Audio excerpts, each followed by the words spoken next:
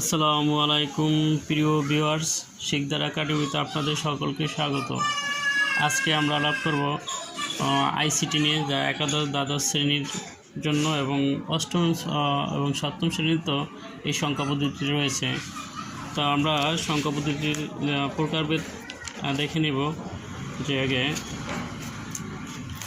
তো সংখ্যা পদ্ধতিকে বিভিন্ন ভাগে ভাগ করা হয়েছে, তার ভিতরে একটা পজিশনাল, একটা নন পজিশনাল। পজিশনাল সংখ্যা পদ্ধতিকে আবার 4টা ভাগে ভাগ করা হয়েছে, যেমন দশমিক সংখ্যা পদ্ধতি, বাইনারি সংখ্যা পদ্ধতি, অক্টাল সংখ্যা পদ্ধতি, হেক্সাডেসিমাল সংখ্যা পদ্ধতি।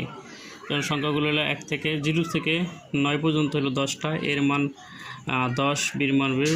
পুরো ভিডিওটি দেখার জন্য চ্যানেলটি সাবস্ক্রাইব করুন এবং মূল ভিডিওতে যান।